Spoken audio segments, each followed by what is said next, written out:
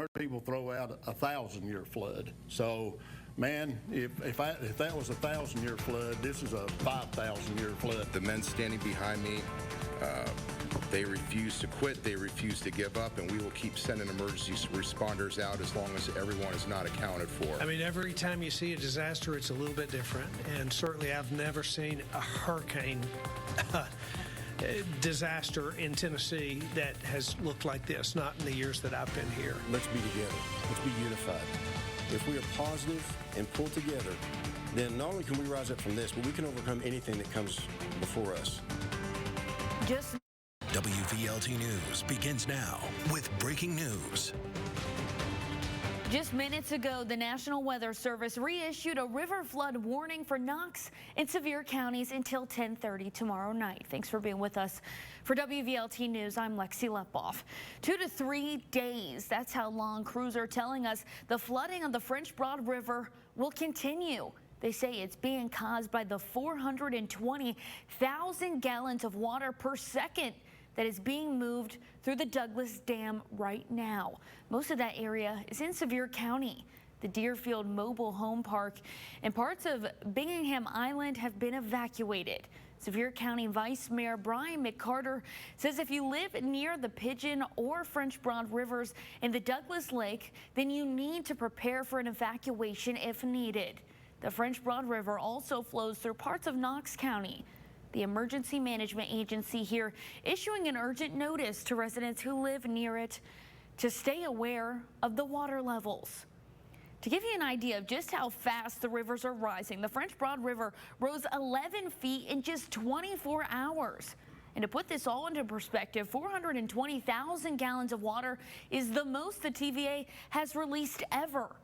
In 1977, the dam was releasing 613,000 gallons per second.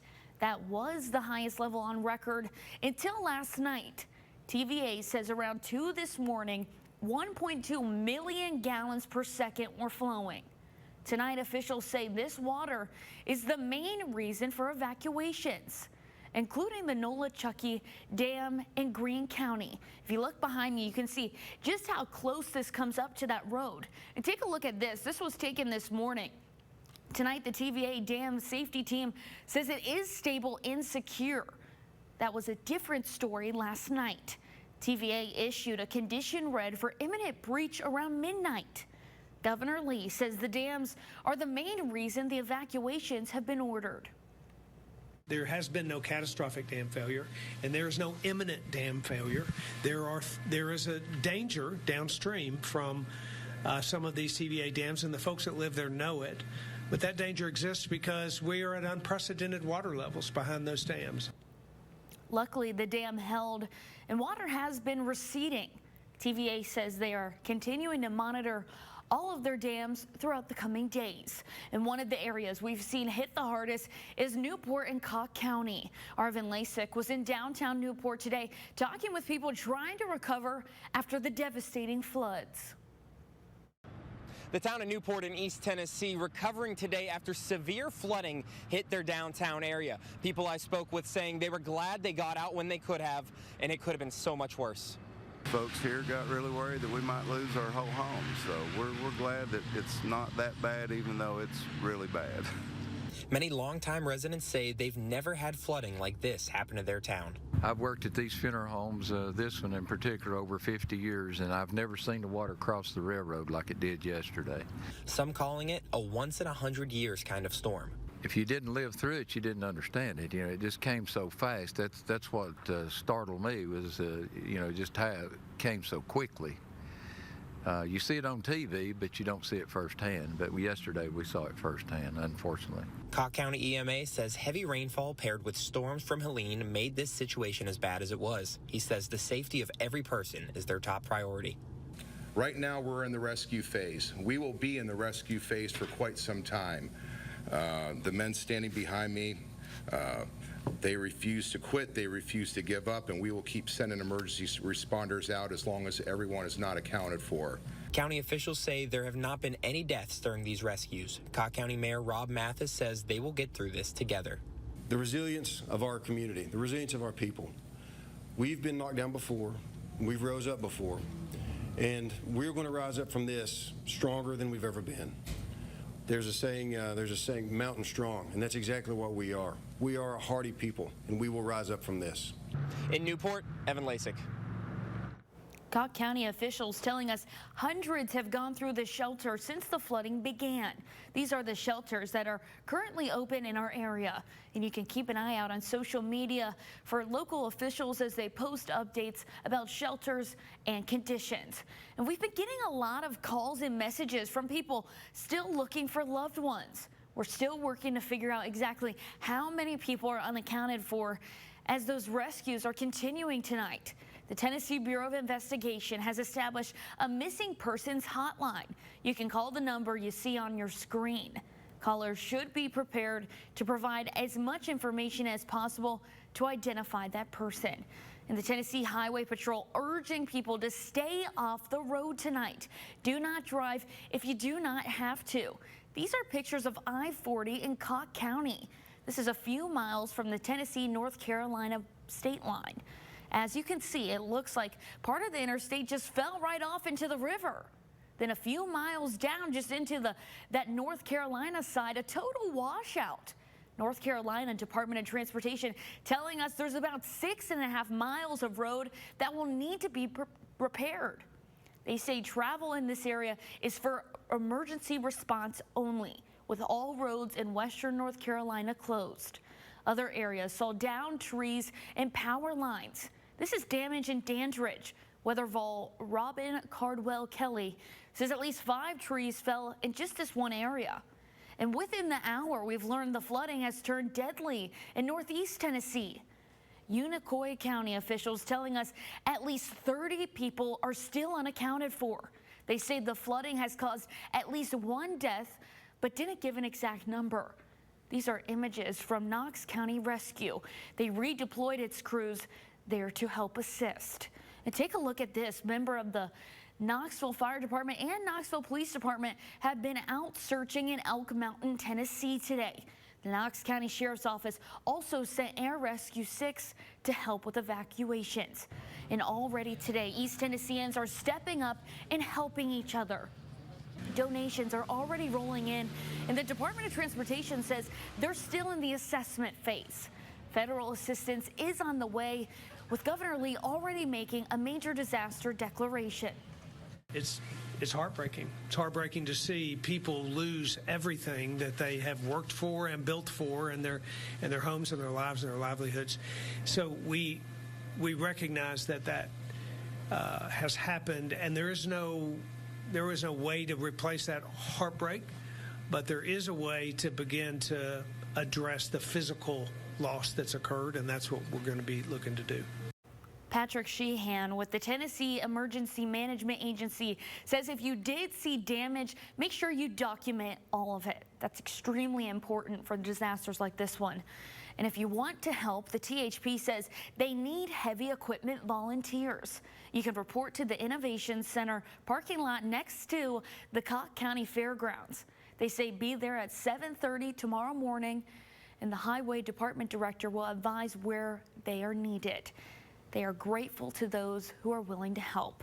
And we do want to get to your forecast now. First Alert meteorologist Kyle Granger is with us tonight. And Kyle, especially those groups probably looking for some relief from the rain to start the cleanup efforts, but that rain isn't going anywhere right now. Yeah, we still got a few light raindrops that are going to stay with us overnight and into our Sunday morning as well. Those river flood warnings are continuing for the most part in parts of Cobb County and reissued for us here this evening until 10:30 tomorrow night is going to be the French Broad River just along the Douglas Dam area from the water that's being released from that downstream, not only in Sevier, but deep into parts of Knox County as well, something to pay attention to if you are downstream. So right now, the radar and cloud track shows this light rain sprinkles here and there for parts of Sevier County over into Knox, Loudoun, Roane County, seeing that as well. Still rotating around that area of low pressure to our north and west, and that will be the case again for our Sunday. 64 in Knoxville to 63 in Gatlinburg, 62 in Kingston, and we stay about that same for the next couple of hours or so,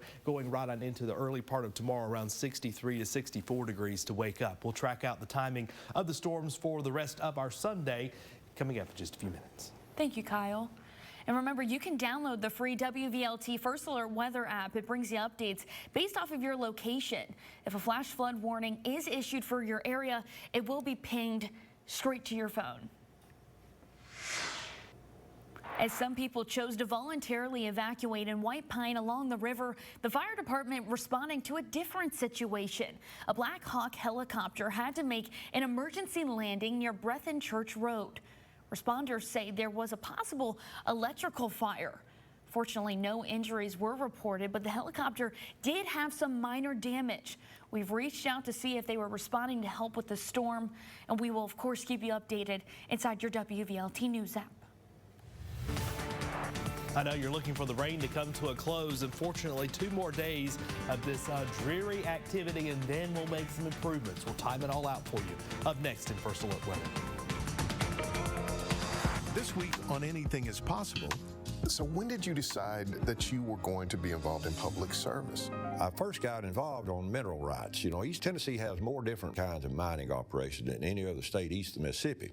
He is, when you hear about the history of East Tennessee, and his family goes way back in this community, he is really a representation of East Tennessee. And a lot of these old mineral rights had been sold 100 years ago, and the company's gone out of business, and they were just orphan mineral rights, and there was no way to couple them back up with the surface. So I went with the Farm Bureau. We went to Nashville a time or two and worked on legislation to get the mineral rights back to the original owners.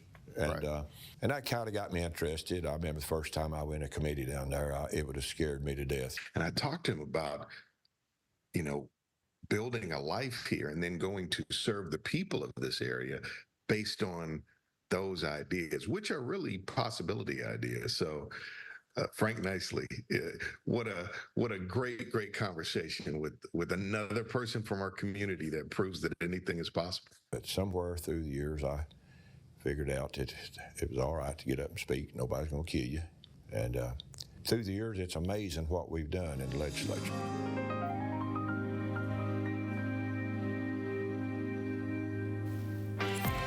First Alert Forecast with meteorologist Kyle Granger. Kyle, you're tracking some more rain for us moving in. Yeah, we've had some through the course of the day today, and we'll continue to have it overnight tonight, tomorrow as well. Not looking for big downpours or anything like that, but nonetheless, it is more rainfall that we're getting here. So for the course of the day today, just what we expected. A couple of areas getting closer to that 1/4 of an inch, but the majority down at that 1/10 of an inch, like you see, going from areas like Knoxville, from the airport out in Alcoa to downtown, over to Oak Ridge as well. That'll be the story once again for us on our Sunday. Now, those of you who have evening plans out and about tonight, 2.5 miles range right now in Morristown to 3 in Sevierville. That light drizzle continues to come on down with us here for this evening. And of course, some areas of fog mixed in there, not out of the question as well. Moving through parts of Dandridge over to Sevierville, Pigeon Forge, Kodak over to Seymour. Kind of a wet drive for me home tonight. And you see more off to the west here. We'll continue to rotate bands of rain through once again on Sunday. 64 right now in Knoxville to 65 Maynardville. Gatlinburg's at 63 and Kingston at 62. Your First Alert forecast for the rest of this evening and night. Scattered raindrops will be with us overnight. 63 for the start of the day. Now, start of the day, for those of you with early church services, you will be wet. Keep that umbrella, rain jacket handy. If it's not raining when you leave your house, you might need it by the time you get where you are going. La Follette over to Wartburg into Knoxville. This continues right on through the 11 o'clock time frame and into the afternoon. It's not a picnic in Cades Cove kind of day, although you'll be wanting to do that inside, maybe watching a movie or whatever's on WVLT tomorrow afternoon. Of course, going right on through 6:30 and into the evening hours, keeping raindrops with us for whatever your plans may be. Now, for your Sunday, once again, like today, some localized areas could get just a little bit more, like Clinton closer to that 1/4 of an inch, but Knoxville back over to Gatlinburg, 1/10 to maybe only 1/100 of an inch by the time all is said and done. A little breezy for the start of the day coming up on Sunday, but we die that down as we go into the afternoon and getting back to around that 5 mile per hour range for the winds here. So foggy, wet start for the day tomorrow. Dreary, oh, it's dreary, around 40% coverage with that light scattered rain and drizzle from here to there. 68 in Knoxville. Knoxville, Pigeon Forge, Kingston to 63 in Crossville. My friends in Jamestown, you're at 63. Then for your Monday, we keep raindrops with us for Monday, and we get a little bit warmer in the afternoon, 72 to 73. Southwest winds still running at about 5 miles per hour. Now, Tuesdays today, we start to make improvements. We're warmer. We'll see a few more peaks of sunshine. And then that leads right on into what will be a drying out period for us through the middle and latter part of the week, back close to 80 and into the low 80s by the time we get into next weekend, with just an isolated rain chance possible then as well. Thank you, Kyle. We have more breaking news into the newsroom tonight. Former Governor Winfield Dunn has died. Dunn was the 43rd governor of Tennessee. He enlisted in the U.S. Navy during World War II and served as a reserve in the Air Force. He was elected in 1970 as the first Republican governor in 50 years. Dunn created a statewide kindergarten program, established public parks, and prioritized highway construction. He was 97 years old. Happy Saturday, everybody. Hope you had a great one. We had a great day of high school football across East Tennessee because of that weather system that Kyle's been talking about. It pushed the majority of Friday's games to Saturday, which means we've got a varsity all access for you this evening. We begin with the Battle of Emory Road. Halls and Powell, both teams come into this game at 4-1. To the home of the Panthers we go, the winner in the driver's seat for a region championship. The rain was pouring early, but that didn't stop Connor Wheeler. What a season it's been for him. He continues it here. Long touchdown run, puts the Panthers on the board. It's 7-0. Red Devil defense has been great all season long. They were great at forcing turnovers, especially early. Deuce Rogers looking long, maybe the play of the year so far. What a snag! Brody Rogers with one hand. Halls can't do anything with it though, but they do something with this. Hunter Tony, right place, right time. Pick six. We're all tied up. Panthers though, showing why. They have only lost one game. They came in with a 4-game winning streak.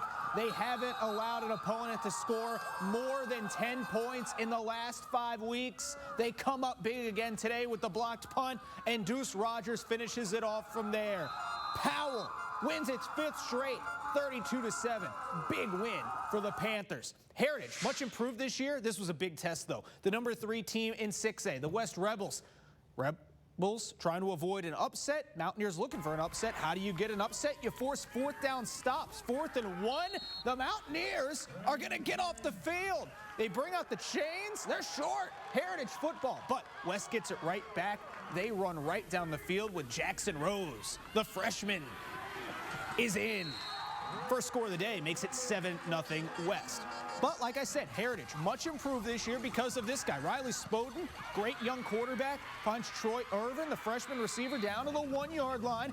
And then Heritage pulls out a little trickeration. The Maryville special instead of the Philly special there. Gavin French, Devin Klein, 7-6 at that point. West does pull away, though, 38-13.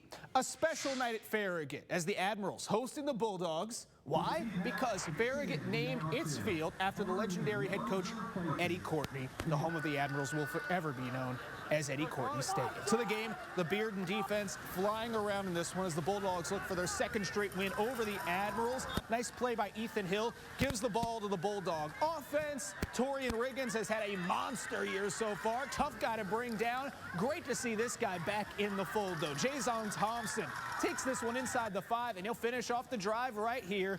Bearden, again, gets its 2nd straight win over Farragut, 38-14. Anderson County still undefeated, number 2 team in 4A, taking on a Carter squad looking for its 2nd top 10 win of the season. But this was not the start Carter wanted nor needed. It was the start AC wanted, though. Trent Strickland on the kickoff takes it the distance.